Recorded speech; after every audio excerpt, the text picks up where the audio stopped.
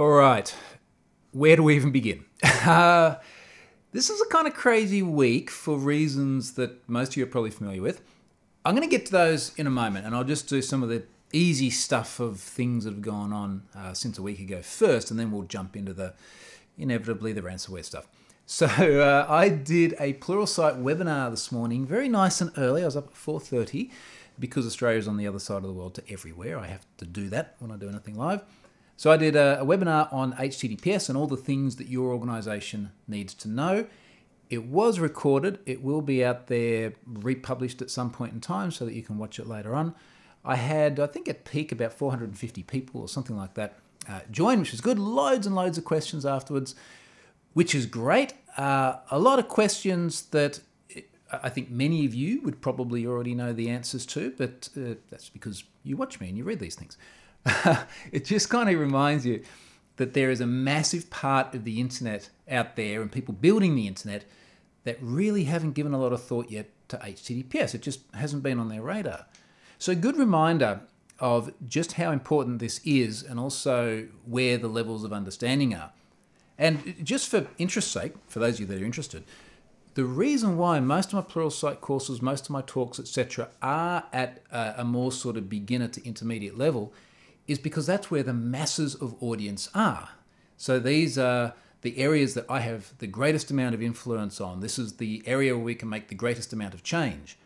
And a lot of the really detailed, in-depth stuff, some of which I still do in some of these courses, is cool and interesting, but we're now talking about a small niche of the overall audience. So I just thought I'd add that. A lot of people say, when are you going to do an advanced course? Well, it's a nice idea, but it's not going to have as much impact. It's not going to be seen as much. It's not going to make me as much money from people watching it. So all of these factors sort of mean that it just doesn't make as much sense to go really, really deep. Anyway, that was Pluralsight. So that is going to be live, I would hope, somewhere within the next week. I'll let you know when it is. The other thing that will be live within the next week is the GDPR course that I keep mentioning. So it is going to go live on Thursday next week, which puts it on the 25th of May, 2017, which for those of you following GDPR may recognise that this is exactly 1 year before the regulation goes into effect in Europe. It's also exactly 2 days before I go to Europe for a long 6-week trip to talk to lots of Europeans about security things. So the timing is really good. So you will see that Thursday next week. When I do this weekly update next week, I'll talk about it. I'm also going to write a little bit of an intro blog post, just sort of putting into context some of the things that I think are important about GDPR. So that's coming. They're the easy bits. Now, WannaCry. Because I'm in Australia, which I mentioned, I often go to bed, I have a nice sleep.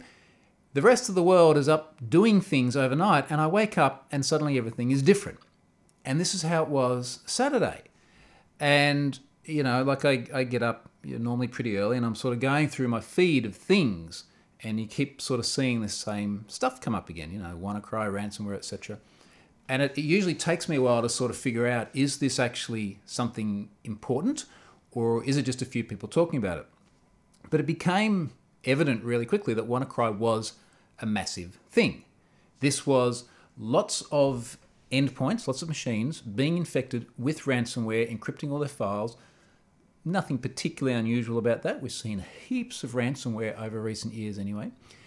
But what sort of made this interesting was seeing headlines like the NHS in the UK, the National Health System in the UK, where we're actually seeing impact such as people taking their kids to the doctor. I had someone actually message me about this. He said, my wife took my son to the doctor. Doctor said, so what's his history? What's all the information about it? I don't know. I can't look it up because my computer has ransomware on it, which is enormously worrying. And we saw all of these stories coming out about the NHS and ransomware. And thinking back to it, my sort of first initial tweets were like, wow, the NHS has been hit with ransomware. This is terrible. And then, of course, it unfolds that this is not just the NHS. This is a telecommunications company in Spain. This is German railway systems. It's all sorts of other things. Now, by the time I had actually got up and started looking at this, it had already had a stop put to it by virtue of this kill switch. I'll come back to the kill switch. We'll do this sort of in a more logical order. So by the time I got up, the spread had stopped and we were now just kind of figuring out how bad it was. And one of the first things that we became aware of is that this was spreading via SMB. So this is, I'm going to look at the chronology here as well, which makes it kind of interesting. So SMB, the server message block protocol, is what we use on a lot of Windows machines, as well as machines of other flavors that implement things like Samba, in order for machines to share files and connect to network shares and things like that. And what was kind of interesting here was that this was exploiting a bug which was patched on March 14 by Microsoft. So this is a bug in Windows, right? So let's be clear about this as well. Microsoft built a very nasty bug. So they built this into Windows. The thing got patched on March 14. Now you might be going, well, yes, but now it's like 2 months later, the March 14. Why are we talking about this now? Got patched on March 14. On April 14, shadow brokers, so this sort of shady, pseudo-anonymous, possibly political ties to Russia organization, dumped a whole bunch of NSA toys. And when we say NSA toys, we mean things like offensive exploits. So tools which were exploiting vulnerabilities in operating systems like Windows in order to do the sorts of things which intelligence agencies do, namely spy on people. Now, here's sort of the painful reality of all this, and I don't want to go off on too much of a tangent, but we want intelligence agencies to have the ability to gather intelligence from the right people. We don't want them to do things like sit on exploits and not tell the manufacturers and then have an issue like this where they get disclosed publicly and then all your things get owned. And this is effectively what has happened. So shadow brokers gotten the data from NSA, dumped their toys, and people have gone, well, there's this exploit called Eternal Blue, and it's an SMB bug. We could exploit this SMB bug to do remote code execution. So literally execute code on a machine running a vulnerable version. Now, that was April 14. And what has inevitably happened between April 14 and a week ago is people have weaponized this. And they're going, hey, you know what would be cool? Cool for them, let's build malware which can do ransomware, so encrypt all your files, and we'll deliver it via the bug in SMB because we can deliver this remotely. So long as we can talk SMB to the machine, we're good. Now, there are more and more twists here, right? Because one of the issues is that for most machines behind a firewall, you're not going to be able to access them via SMB from a remote location. So it's not like you can go onto the internet and go, okay, any machine that's vulnerable and has SMB exposed on the machine we can access, because normally you wouldn't have inbound firewall rules allowing that. There are still plenty of organizations out there that do. And a showdown search for the SMB ports will show that there's a lot of stuff out there potentially accessible. It's also possible that it originally got delivered via malicious attachments in email, the way that malware and ransomware so often does. I was just listening to the Risky Business podcast, and if you don't listen to this, this is awesome. You should listen to this every week because it's a really interesting podcast about security, done by Patrick Gray, another Aussie very close to me down here, actually. So have a listen to that. They tear into it and they do some really, really good analysis. But one of the points they were making is that, and this is Adam Barlow as well as Pat, is they say, look, we don't know exactly how this thing took hold in many organizations. There's very little evidence to show that it was actually delivered via email into the organization in the first place. There are allegedly some examples of that. I don't know that we've really seen much independent analysis of it yet. So we've got to see that. But be that as it may, there was definitely this SMB bug, definitely had stuff delivered by there, definitely took a lot of machines offline and ransomed their things. And then it gets even trickier because this was, looking at my dates again, so this was the 12th of May European time. So this was very late on the 12th of May for me. And we've since seen information about another piece of malware called Adulkuz, or some, I'm sure I'm not saying it right, it's probably Arabic or something, I don't know. But it's another piece of ransomware which exploited the same vulnerabilities that have been seen since at least May 2, which, if we do the maths, was 10 days before seeing WannaCry, possibly as early as April 24. This was discovered by Proofpoint, so they've written up a bunch of stuff on it.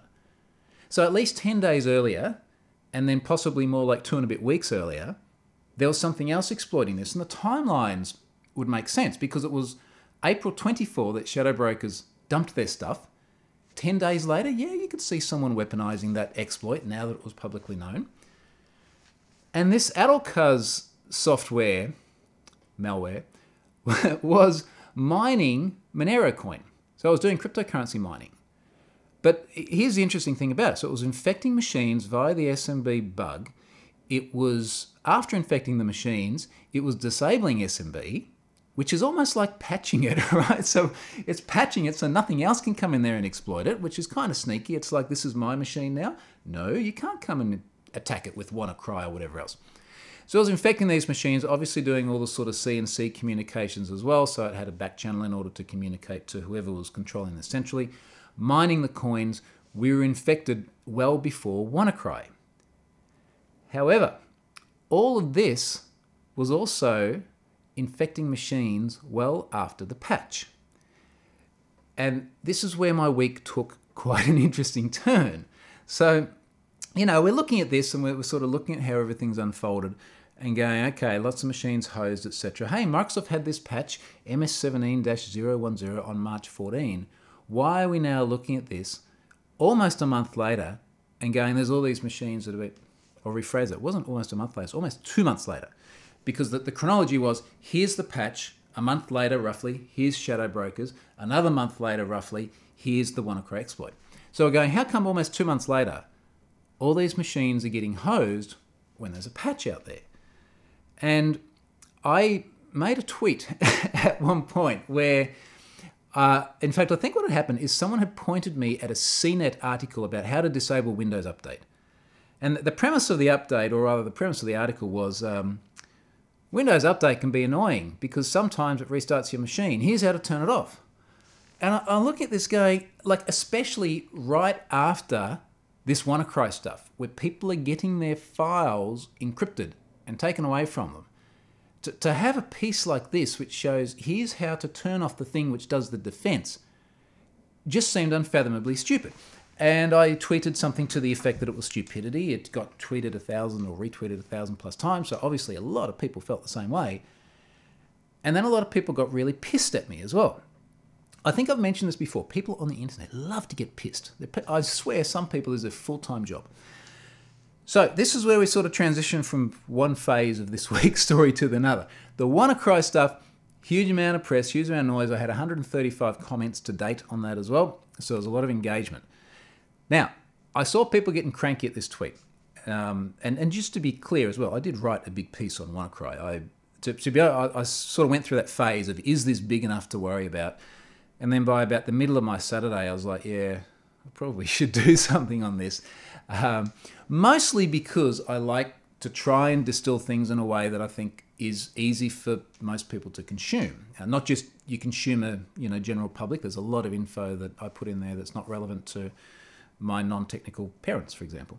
But I wanted to have something that explained what I thought was all the important things about it. So I think I called it something like Everything You Need to Know About WannaCry. And that had a huge amount of traffic, which I'll come back to later. So anyhow, all the comments and everything. But we get to this bit here where people are sort of going, why, I'll rephrase it. I was going, why would you want to go and turn off Windows Update? And people had many reasons. And I started getting some very, what's a nice way of putting this? Some very assertive tweets via Twitter about why people turn off Windows Update. And now the first thing I thought is this probably isn't really the best time to be making a case for turning off Windows Update when we've just had hundreds of thousands of machines hosed because they didn't have patches. Now, having said that, let's sort of go through this process, see what people are upset about. And they're upset about things like, look, it restarted on me before a presentation, or it installed a device driver which I had to roll back, or things like that. And I ended up going, look, I'm going to write something specifically on this because I think a lot of people are getting cranky in ways that I think are quite irrational. So I wrote a piece about don't disable Windows Update. Now, first of all, there are two sort of discussions here around updates. There is the Windows Update that I run on the machines that are around here because when you install a Windows machine, it enables Windows Update. And then you do your thing and it automatically updates, and sometimes it's in your face. We'll get back to that. but it's self-maintaining. Same way Chrome is self-maintaining, the same way even iTunes, God bless it, continues to rant about having new things. Would you like to apply the update? So there's that. There is then the other channel, which is not self-updating, which is manual updates. Now, enterprises, for example, with managed desktop environments. You don't have an enterprise with 100,000 endpoints there all hitting Windows Update doing their thing. That's not how it works.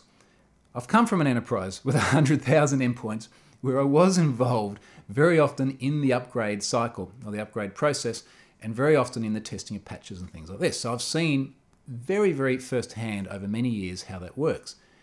These are two different things.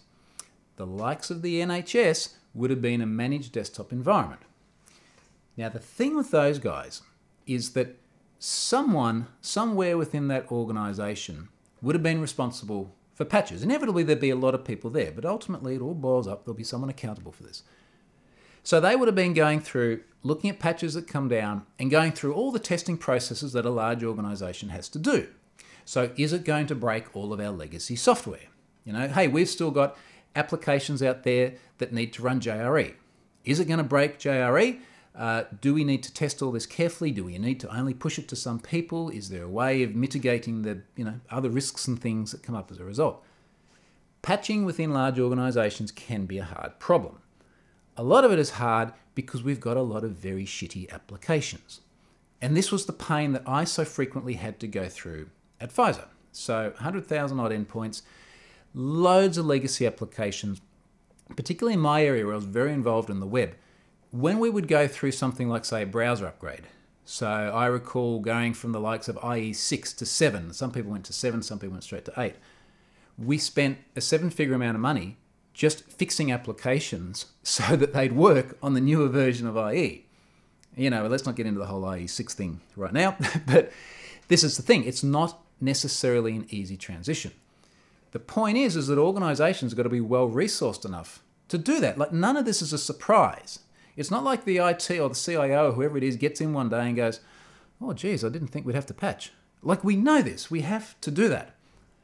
It's very hard on a lot of those people, though, because IT is so often considered a cost. And you could imagine in the NHS, budgets continually being constrained, the poor IT managers going, how the hell am I going to test all of these patches and roll them out and do the responsible thing? Because we don't have enough money, because the organisation sees us as a sinkhole for cash. So I get that pain. It's not simple. Now, Barry Dorans looks after ASP.NET and Microsoft.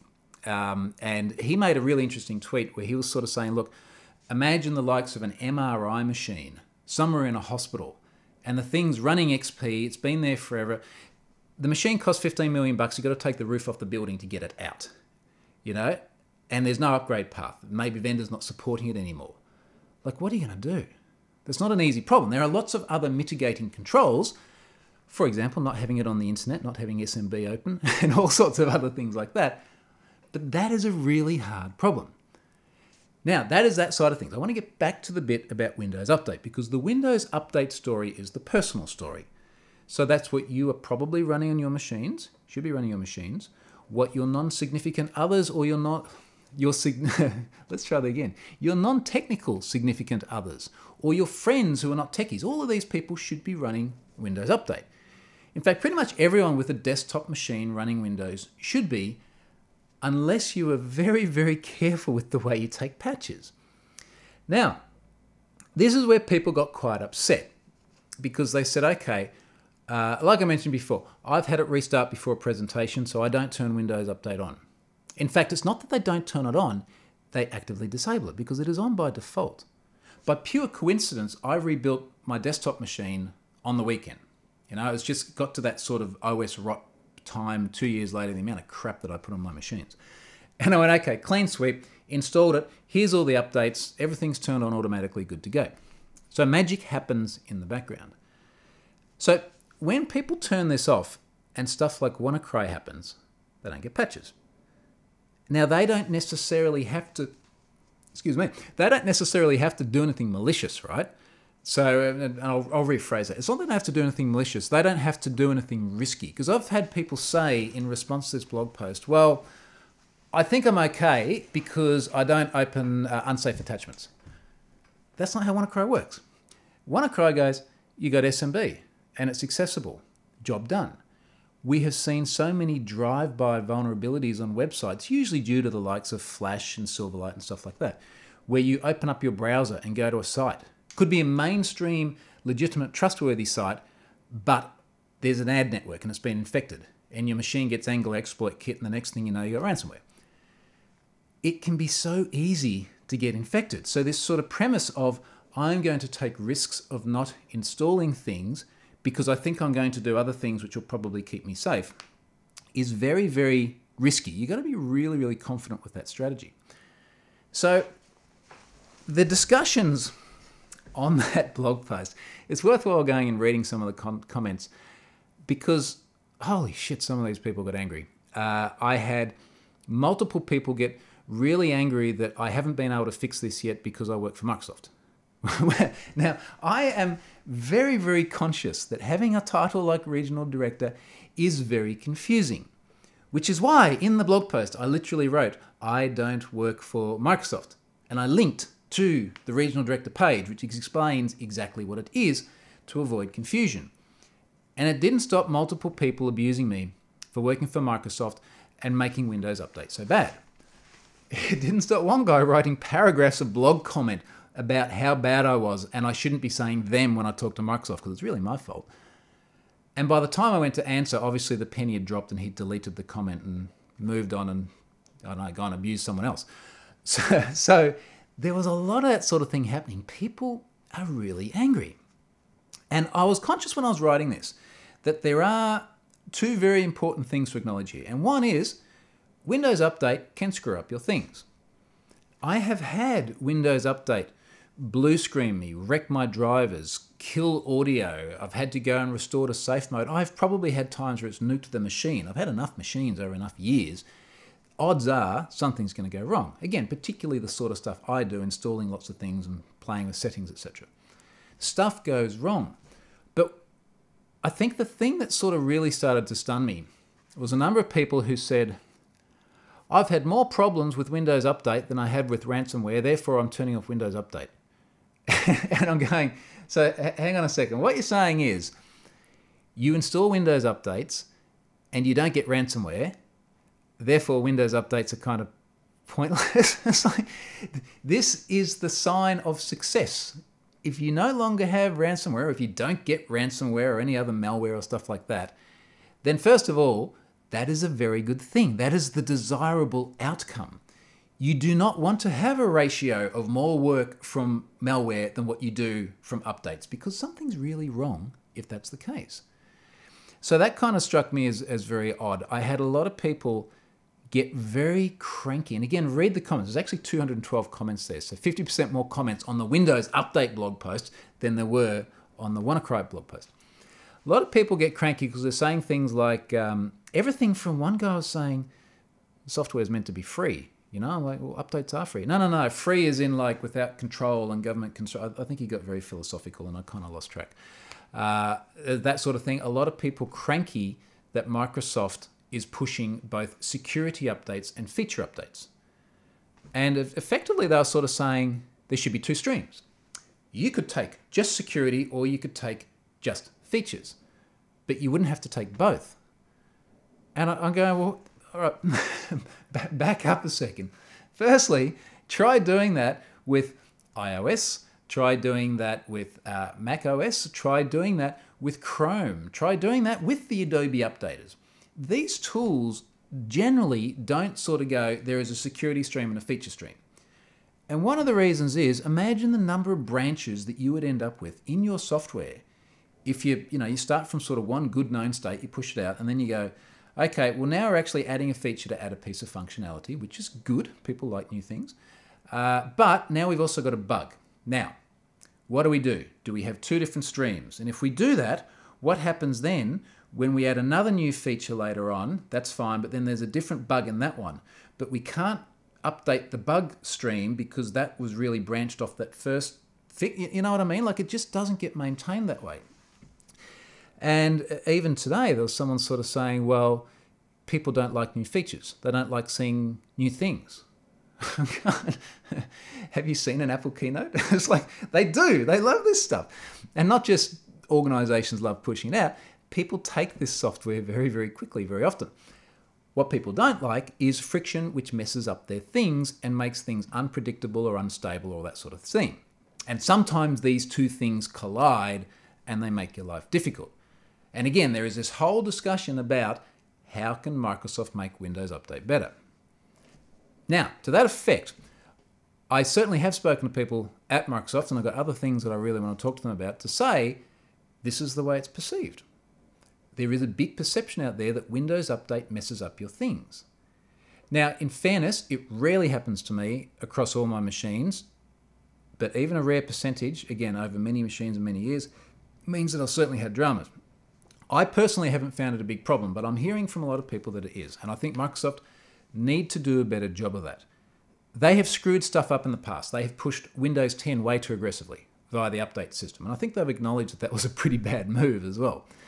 They have pushed other updates that have been invasive on people.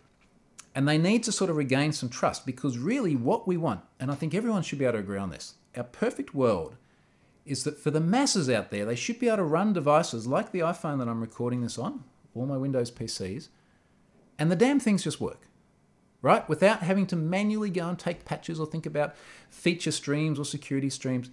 They should work. They should be self-aware, self-updating. It should happen seamlessly. I'd love it if they didn't reboot. I can see why they often need to, but it should be simple. This is the objective, the beautiful, perfect future that we should all be wanting. The reality now, though, is you've got to decide what to do, because that's not how it is. So you've got to decide, am I going to turn this stuff off and take the chances, or am I going to use the features? People were very cranky about things like this. Well, my iOS is fine. Updates all the time, no dramas. Why can't Microsoft just do the same thing with Windows as the iPhone? Well, it's a very, very different can of worms. First of all, a lot of people still using software on those Windows machines that were built before iPhones even existed. So there's a very, very long tail. The other thing is I have an iPhone 7 Plus just here. Apple builds the hardware, Apple builds the OS, they control the entire ecosystem. There's a very, very finite set of possible configurations. You ever think about a PC, the number of manufacturers that are out there, the number of graphics cards, the number of different CPUs, memory architectures, the number of different external peripherals plugged into the damn things? It is a massive problem. And I had one bloke sort of arguing, it was effectively the sort of, we can send a man to the moon kind of argument, why can't we solve Windows Update? It's like, it is a very, very difficult problem. And he was basically going, look, you just throw more computing power at it and we can fix this. And it's just not that simple. Read through the comments. They're very amusing, some of them. All right, so there was that. And I'm just still looking at some of my notes here, but it's... just read the comments. The last thing I'll leave you with on the Windows Update thing is that the default position should be leave the damn thing on. All right? And again, we're talking about consumers, everyday users, enterprise, different can of worms. Leave it on. You have got to have a very good reason to turn it off. And you've got to recognize that one day, if you do turn it off, things may go very wrong. And I bet you all the people that are saying, I've had more problems from Windows Update than ransomware, so I'm going to turn it off and not worry about it, have not yet had the opportunity to actually lose all their files. And it's a little bit like backups. I have had points in the past, more than once, where I have irretrievably lost data, important data, never been able to get it back. And after that happens, you damn well back up. You get that right. And it's the same with these updates. If you haven't yet had a really serious incident where you've lost valuable files, or possibly even worse, had valuable files disclosed, imagine all of your files were disclosed publicly. Now, some people, unfortunately, need that to happen before they'll get to the point of actually protecting themselves and running these systems in the way they're designed in order to keep you safe. Okay, so that's WannaCry and Windows Update. Have a look at those posts. I'll link to them. Do go and read the comments. Get comfortable first. Maybe get a stiff drink. But enjoy. It is interesting, actually. There is a lot of interesting discussion there. Okay, last couple of things. Have I Been Pwned went on an absolute rampage this week by no fault of my own. And when I say rampage, I mean just masses and masses of traffic. A couple of things happened. There was a very, very large combo list that someone found. It had 500 plus million results in it. So he found this data, and it got quite a bit of press. He sent it to me. I had a look at it. I took a sample of 10,000 of the records, just 10,000 random records, hit them against the Have I Been Pwned API, and I found that something like 98% of them were already in Have I Been Pwned. And they're already, particularly in things like the existing anti-public combo list, and also in the, what was the other one, the Exploitation combo list. And I end up saying to me, look, there's kind of not much point me loading this. It's the same stuff that's already in there, so people can already see that they've been exposed on the web. It's not attributable back to any one particular website, so it doesn't make sense to put up there. However, that went into the news, that got a lot of press.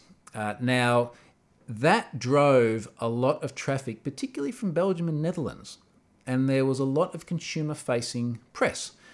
So it was in a lot of the newspapers there, and quite a bit in Germany too, actually. And I just saw, this is kind of the way I like to see traffic increase, just very, very steadily going up like this. And it was going up at a rate that allowed Azure to sort of add instances, because it looks at how much your CPU you're using over a 5-minute period, then goes, you probably want another one. And it just keeps adding as the traffic goes up. So in total, in 24 hours yesterday, I saw 25 million hits, which I don't know if it's a record, maybe like Ashley Madison Dropbox era would be comparable, but certainly it's up there.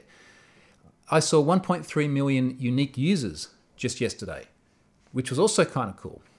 So that was a huge amount of traffic. I'm getting very close to the end of my email allocation for this month, and it's still only, 19th day. So that might get interesting, give it another week. But anyway, that was a lot of traffic. I also had Have I Been Pwned featured on UK Primetime TV again by the same bloke. I think he does this Money Matters show. Someone in the UK can probably correct me. Same bloke who I wrote about recently, where it was on TV, and when this thing appears on TV, you've got all of these, assumably hundreds of thousands of people sitting around. They all see it on the TV at the same time, and it's like they all go from the TV down to their smartphone and they all hit it at once. And instead of that nice incremental traffic block or build up I just mentioned when it's on a website and people sort of scroll across to the news and then they click and they go through, and it goes quickly, but it ramps up in a very linear fashion. This is like normal, and then whack, and the traffic just goes crazy. And that took me offline for a bit again. And it was the same problem I'd had last time it featured on that show. And I actually managed to stretch Have I Been Pwned a lot further this time, because I'm caching a lot more stuff at Cloudflare. I've got ideas about how to make it better again, but unfortunately I did lose a bit of traffic. I've increased the aggressiveness with which I add instances to Azure now, and I've decreased the aggressiveness with which I take them off. So basically I'll add stuff on faster, I'll take them off slower. I can still get knocked offline. So if there's enough big organic traffic, I'm going to have a problem. The good news is I haven't been knocked offline by anything nasty for quite a while. So there's a bunch of various tweaks that I've made, even just over the last few months, which seem to have made a very positive difference there. So the availability on Have I Been Pwned has been really, really good. And the times that it has been problematic is due to traffic that I want going through anyway, maybe just at not such a fast rate. So that was sort of the first thing that's Have I Been Pwned, the traffic, and I'm still sort of dealing with the very last bits of that. Just look at my graph, and there's a couple of thousand people on the site at the moment. The other thing is I loaded a new breach today, a breach from Dafont, which is actually a site that I've used before as well. Fortunately, one that I've never registered with. They provide all sorts of free fonts, a very useful service actually. And someone found a SQL injection vulnerability in there. Apparently he found it after seeing many other people trade the data saying that they had also found a vulnerability. So that story is covered in ZDNet. Zach Whitaker picked that up. After someone sent me the data, I got in touch with Zach and said, look, I think you probably should cover this. I think you should probably also get in touch with Dafont.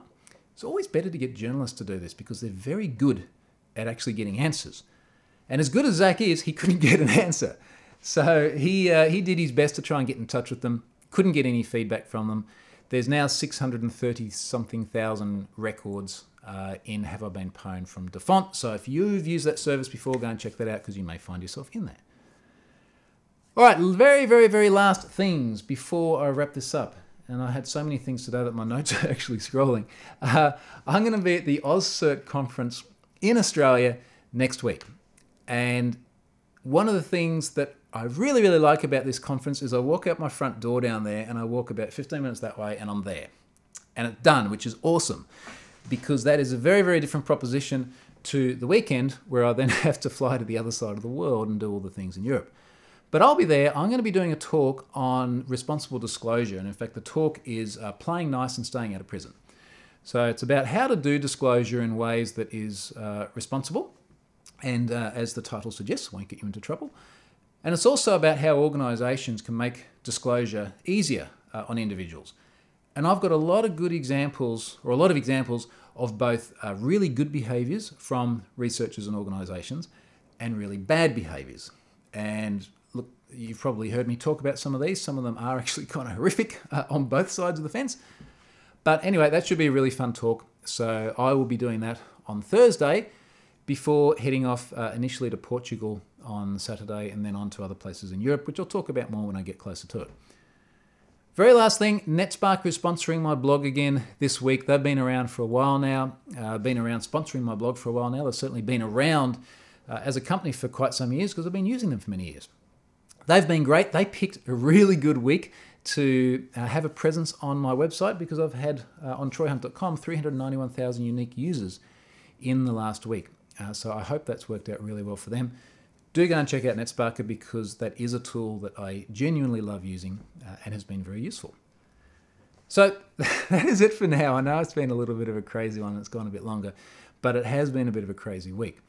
So next week I'll be at the AusCert conference. I will try and do this on Friday morning at some time whilst I'm at or around that event. And at least it's not far to come home and push the button to upload it when it is ready to go. So thank you very much for watching. I hope that's been useful. And I know it's been a lot of info, but maybe it's been some other things to think about and some other perspectives on the week of crazy. Thanks very much, everyone.